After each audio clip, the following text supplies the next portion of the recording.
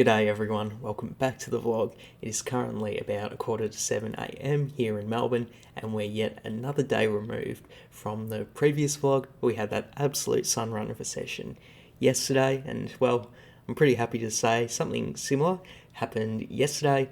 After I wrapped up the vlog, I played another 2 sessions of poker during the day, and we'll get into how I ran for it, but definitely continuing a bit of a hot streak here. So I wanted to get the session out to you. Definitely some interesting hand histories for us to go over. So without any further ado, let's get into it. So as you can see, it was another pretty long session. I was able to get in a total of 1,772 hands, which is absolutely beautiful volume. So happy I stayed and grind longer, and I ran pretty well during the course of the session as well. As you can see, I did win 770 across those 1,700 hands. I think when I do run really well and I'm playing well, I definitely do like to play longer sessions, play with a bit more confidence when you are playing well, and just try and keep it going as long as possible. I think you'll notice that most of my losing sessions, I don't really play more than like 1,600 that often when I am losing, just because I sort of want to like quit and call a loss when it's a loss, but keep going when I'm winning. So it's definitely a trend I've noticed, particularly over the past 2 days when I have been running so hot. And we'll get into how I played in today's session. I've got some interesting hand histories for us to go over, which I really do think tell the story of the session. So let's go get into them. First hand of the session, the action gets to a tight aggressive cutoff. They go ahead and open it up to 2.5. Then a loose passive small blind calls. And the action's on me in the big blind with ace king of clubs. Definitely going to go ahead and 3-bet this one. I make it 12.5. Then the cutoff calls, as does the passive player in the small blind. So we're 3 ways to a flop. That is a banger flop. King 7-4 with 2 clubs. So not only do we have top pair, top kicker, but we got the nut flush draw as well. When the small blind checks it over to me, I definitely want to go ahead and bet for value here. I'm going to be betting king high board when I'm a 3-better pre-flop pretty often, just because I'm going to have a lot of ace king combinations in my range. So not only do you want value with ace king, but if you do want to have bluffs in your range, it's a good board to bluff on, because everyone else is going to know that you have a lot of ace king combinations in your hand. So I go ahead and bet 13, then the cutoff calls and the small blind folds. So heads up to the turn with the cutoff, and it's the queen of diamonds. This really isn't the best turn card in the world. I think one of the very obvious hands that the cutoff can call me down with is king queen, which now beats us on this turn. So I do decide to play it a bit more hesitant, check it over to the opponent, potentially to induce some bluffs, definitely protecting my checking range on the turn with such a strong hand here. It might be a bit too timid. It might be better off just keep betting for value, try and build a pot with such a strong hand. But I check it over to them. Then they go ahead and bet at it. They bet 25 3/4. I think I have a pretty easy decision to just call here. And we go to a river. It's a beautiful river. Not worried about anything now. It's the jack of clubs. The action's on me here, and I actually think this is a pretty interesting decision, whether I want to check it over to my opponent or just lead all in for value. Let me know what you think in the comments. In game, I decided to rip it all in.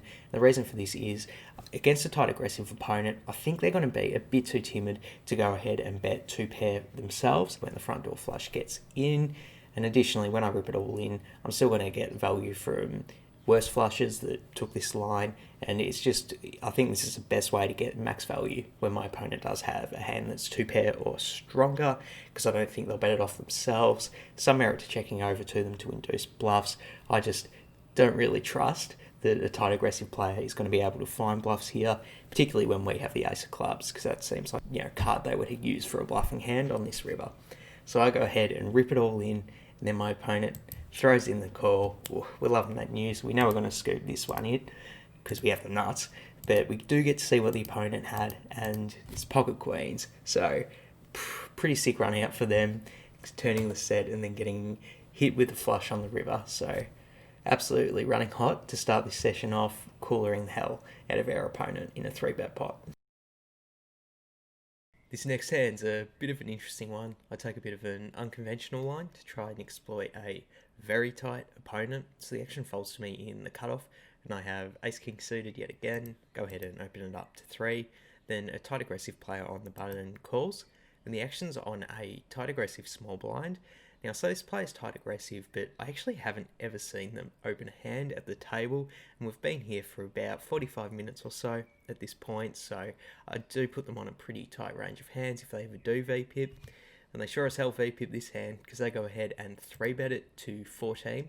The action's back on me here, and the standard play with ace-king suited cut off first small blind would be to go ahead and 4-bet here. You have one of the strongest possible hands you can have in all of poker, and you want to go ahead and get value, particularly with a player in the middle. When you go ahead and 4-bet, it's going to be much less likely that they call, and then you'll get to play heads up with the small blind. However, this player in the small blind is so tight, I really don't know what to put them on besides an absolute premium hand. And considering we're about 130 big blinds deep, I don't really want to get ace-king suited all in against the range of hands they're going to be comfortable getting all in with. So because of that, in-game, I did decide to just call. In retrospect, I mean, it is a very tight play just calling, but I'm making the read that this opponent is super tight, and I'm just going to go with it. And then the button folds, which is kind of best case scenario for us because we do get heads up with the small blind. So we go heads up to a flop. Pretty good flop for us, king 8-5 with 2 diamonds. The action's on the small blind, and they go ahead and c-bet 16, so half pot.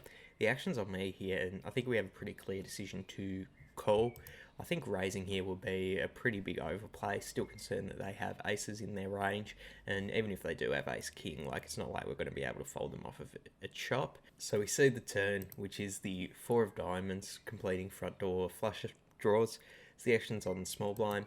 They go ahead and check it over to me, and the action's on me now, and I think in this spot I do want to go ahead and bet for value.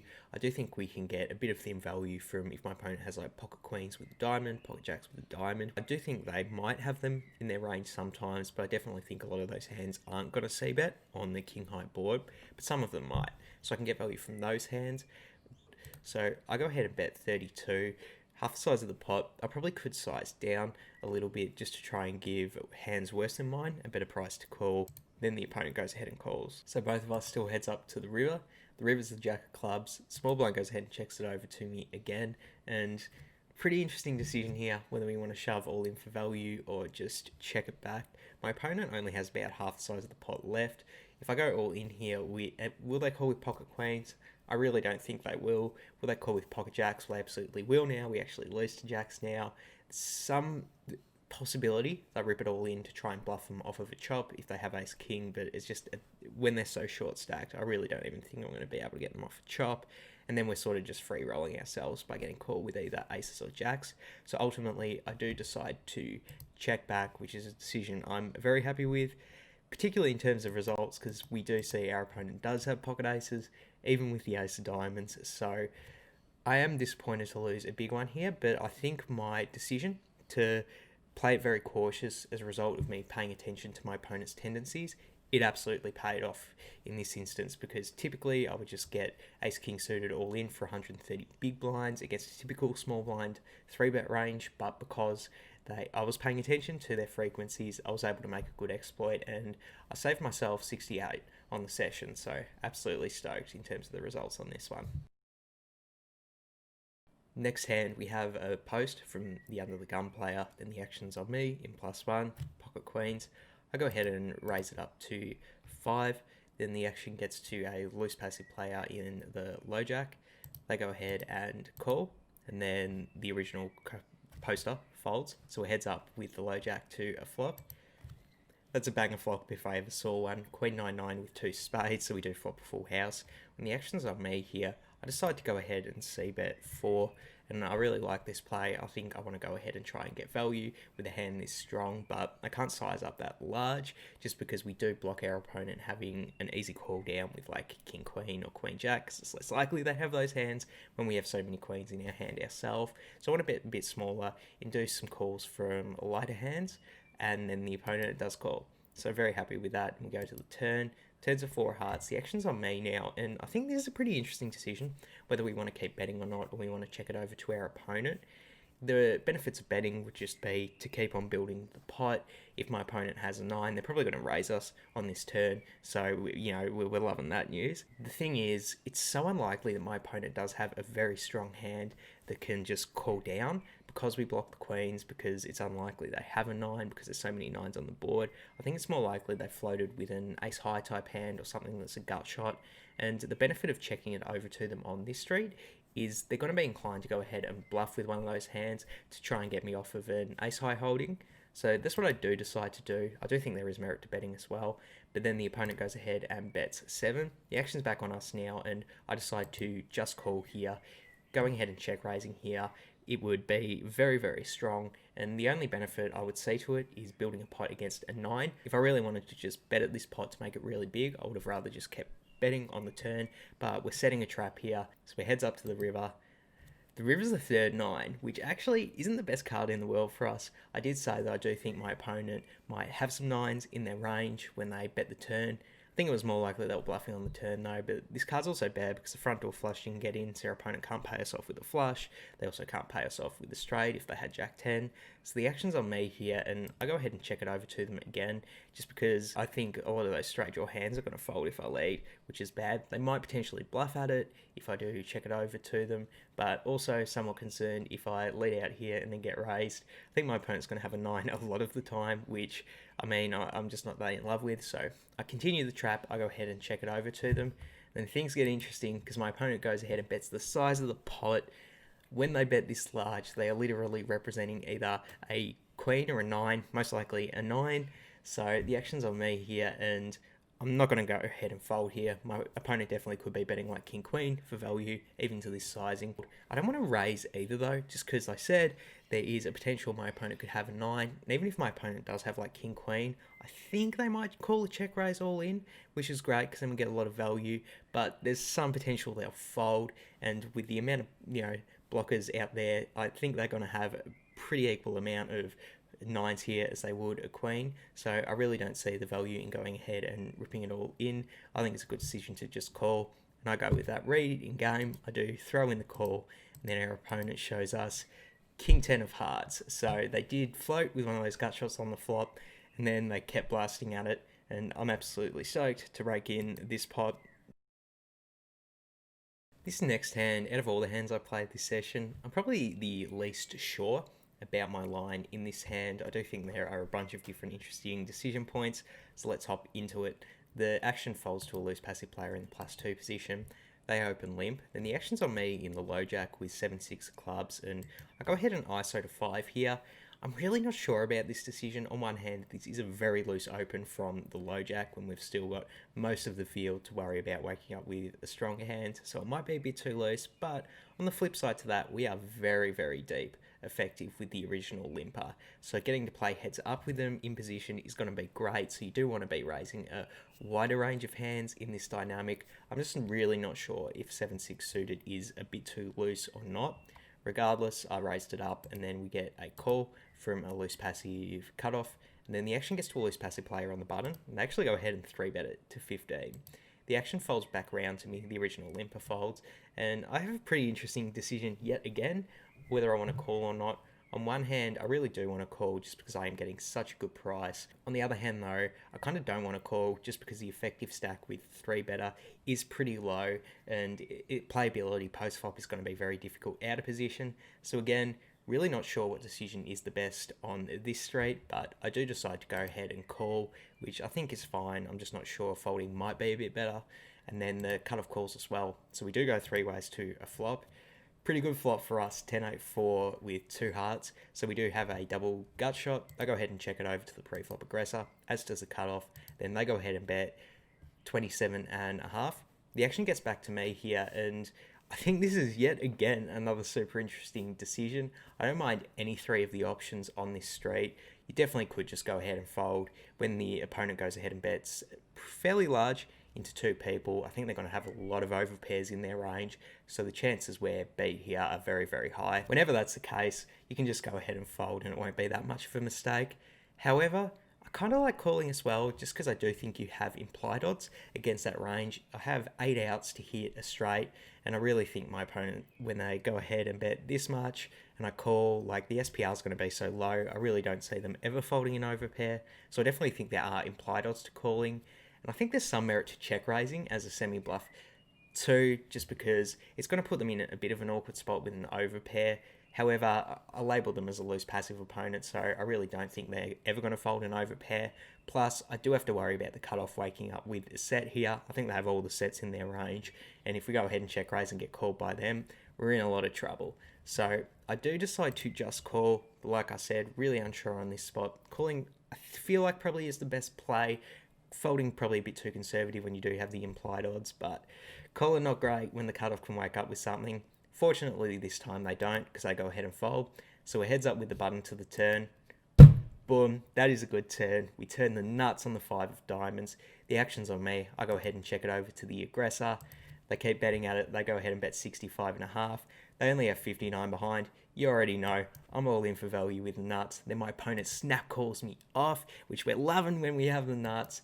The board runs out and we get to see our opponent did have an overpair in pocket kings and we scoop this pot. So at least in terms of results, I'm glad that I did call and I did realise my implied odds. In the long run though, it might be a bit of a mistake calling that large of a bet out of position. Hop in the comment and let me know what you think about all of the decisions over this hand. Super curious to hear how other people would play it. Next hand, the action folds to a loose passive player on the button. They go ahead and open limp. Then I'm in the small blind with ace queen. Go ahead and raise it up to 5.5. And then a loose passive player in the big blind goes ahead and 3-bets it to 12. The button folds. The action's back on me, and facing such a small 3-bet, I do decide to just call, getting such a good price to call. I think 4-betting might be a more standard option. The reason I didn't go ahead and 4-bet in this spot specifically is because I'm getting such a good price, and this is a loose passive opponent. So when a passive opponent goes ahead and shows some aggression, typically it would be a stronger range of hands. They are a loose passive opponent, but when they go ahead and raise, it's sort of setting off alarm bells. So I do decide to call. So we're heads up to the flop. The flop is King Jack 2 with 2 spades. We do have the ace of spades. I go ahead and check it over to the pre-flop aggressor. Then they check back. I think their range here is probably not going to include a lot of really strong hands. When they do go ahead and 3-bet so small pre-flop, if they did it with like ace king or pocket aces, I really think they're going to go ahead and c-bet this board.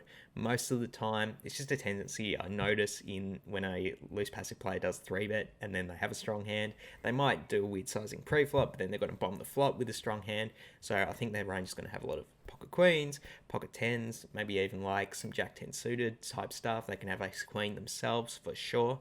So we go to a turn. The turn's 6 of hearts, and considering the range of hands I put my opponent on, I definitely want to go ahead and put in some pressure to try them bluff them off of it. I think they might potentially just go ahead and fold like an ace high hand on this straight. We're happy to deny equity from them, so I go ahead and bet 15, and then the opponent does call.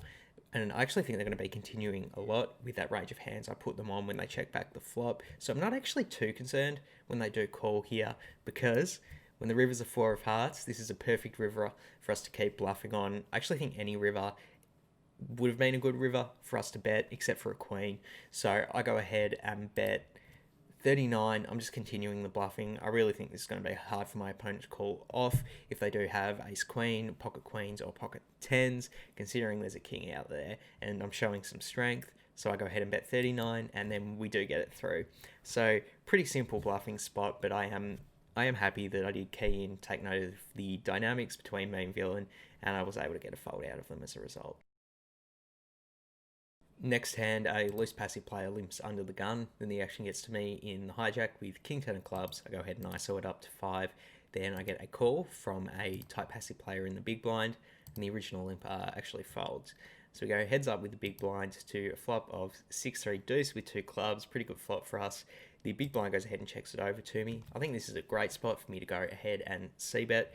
My opponent is a loose passive, so if they do call with like, ace queen, ace jack, I think they're probably just going to go ahead and fold those hands on this board. And then if they do call, I think they're going to have a lot of strong one pair hands like 7-6 suited, and then a few of the overpairs like pocket sevens, pocket eights, pocket nines, even pocket tens and pocket jacks might not 3-bet from a tight passive player. So I do think they have a lot of overpairs here. So when we do get called, that range is going to be a bit more defined, which is going to make it a bit easier to play against moving forward. So I do go ahead and c-bet 8, which I like using a big size just because he's going to define that range more and get all the ace highs out of there. Then my opponent does call. So we get to see a turn. The turn is the four of spades. Big blind checks it over to me. This really isn't a great turn card for us. Any five is now a straight. And also this card isn't going to be a scare card for any of my opponents over pairs. Like they're still going to call with an overpair if I bet here. So I really think the best play here is to check back. So I didn't check back though. I kept betting at it. I think this is a bit of a mistake. I think my opponent's probably going to call with all of their overpairs, and I really should just be checking behind to try and realise my equity in position. It might actually be the most egregious mistake I make this session, in my opinion. And the big blind calls, which honestly I should have expected. So heads up to the river. It's a good river. We river top pair with the king of spades. The action's on the big blind. They check it over to me, and I definitely want to go ahead and bet for value in this spot. Like I said, my opponent's range is going to have a lot of those over pairs to the six that are under pairs to the king. So very confident we're ahead here. It just comes down to what size. I want to go ahead and bet for value. And the reasons I would like betting small would be to give those one pair hands a good price. But I actually kind of like betting bigger just because we're going to be bluffing this river a lot, and when we do bluff this river, we're going to use a larger size to try and put max pressure on like pocket jacks, for example. So I go ahead and bet 32. I think I could bet even bigger. Like even if I bet like 50, I'm just not that convinced that there's much elasticity between say 32 and 50. So potentially could be leaving a bit of money on the table by betting smaller here. Regardless, I bet 32, then my opponent hits the tank, and they're in the tank for probably a good like 15-20 seconds before they throw in the call. That's the news we like to see, and then we're going to scoop in this pot. We didn't actually get to see what the opponent had, but absolutely stoked to rake in this pot, even if I did miss a bit of value by not betting bigger on the river. This is the last hand for the session, and we have definitely left the best for last. So the action gets to a tight aggressive +2 player. They go ahead and open to 2.5. The action falls to me in the big blind with ace-jack offsuit. I decide to call here. I think there is some merit to 3-betting this hand out of position, but against a tight aggressive open, I'm going to be less inclined to do that. I think they have a very strong range of hands here, and yeah, 3-betting ace-jack pretty inefficient against that range. So calling, probably the best play.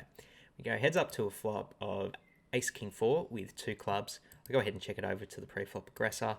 They go ahead and bet 2. I think we have the easiest call in the world, so I do throw in the call. Then we heads up to a turn, which is 9 of diamonds.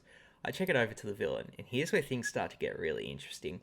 They go ahead and bet 15 into 9.5, so huge overbet. I actually really like this play from my villain because this is going to put max pressure on my range, which is going to have a lot of ace-x hands. And I know that they do have a bunch of ace-kings in their range, pocket kings, pocket aces, even like ace-9 suited. They're going to have a lot of strong hands. And this puts me in a very, very awkward spot with a hand like ace-jack. But because they could be doing it with those really strong hands, it's a great spot for them to bluff at it as well. If they have queen jack, if they have jack 10, they could even have like 6-5 of hearts and be bluffing at it just because this board is so good for their range. So it's a spot where I do lose to a lot of really, really strong hands. But if my opponent is taking this line to try and bluff me off an ace-high hand, they could be really, really overdoing it, and they could have a random bunch of stuff like the 6-5 in their range. So for that reason, I do throw in the call. This is probably a spot where I'm going to try and defend my range a bit, and ace-jack, one of the strongest hands, so I think I have to throw in the call on this street at least. So then we are heads up to the river still. The river is the 5 of diamonds. The action's on me. I check it over to the aggressor. They keep on firing at it. They go ahead and bet 70, which is almost 2 times the size of the pot, which, wow, I wasn't expecting to see that. But when the action's back on me here, I think this is pretty interesting because my opponent, if they did have ace-king or pocket kings, I really don't know why they're betting this large when the backdoor flush draw got there on the river. I mean, they should know that I have a bunch of nut flushes in my range now. Like a lot of the hands that I'm going to call such a large bet with on the turn are going to be like ace of diamonds, 6 of diamonds, for example. So they should know that I have a bunch of, the nuts in my range. So when your opponent has the nuts in their range, you really don't want to be mixing in overbets too much just because you're going to get raised a lot. I actually think that it's somewhat possible that they are just still doing this with 2 pair or a set, which, I mean, when we do have all the nuts in our range, and we have the ace of diamonds in our hand, literally, so we know they don't have the nuts, I think this becomes an absolute slam dunk spot to bluff all in, because what are they going to call with? They're not going to call with pocket kings when I rip it in, because they know we have nuts. So I just go ahead and do it. YOLO, rip it all in, and then the actions on my opponent, and they hit the tank for probably about 10 seconds before throwing in the fold. So this is definitely my favourite hand from the session. I think it's just an absolute beautiful spot for us to bluff all in. We have the ace of diamonds, so we know that it's more likely they're just playing two pair a set like crazy. So that was it. Those were the most interesting hands I played in the session, and I am absolutely over the moon with my performance from today. So in terms of my gameplay grade, I'm going to do it yet again. I'm going to give myself the A grade level. I really like my play today. I think I was disciplined. I made good plays. I made good reads on what my opponents were doing, where their range was at. And I found some really good spots to bluff. I found some really good spots to bet for thin value. You can tell by those hands. I was mixing it up and just adjusting really well to what my opponents were doing. At least in my opinion, I thought I was. So I couldn't be more stoked. The only reason I'm not going to an A+, I really do think this was an A+ performance. I just did mix in a few mistakes there. Betting the turn with that king 10 of clubs when I had the flush draw. I think that's the most egregious mistake I made. So I definitely wasn't perfect today. Plus the 7-6 clubs hand, still not sure on my play. Like, I don't necessarily think it was bad. I'm just still, unsure. So just because it wasn't perfect, I can't quite go to that A+ level, but I'm not chucking a sook about it. Absolutely stoked with my play today, and definitely feeling like that A grade is spot on.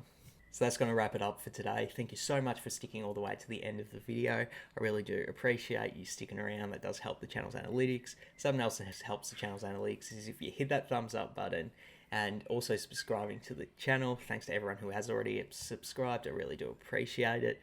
But for now, I'm out of here. Peace.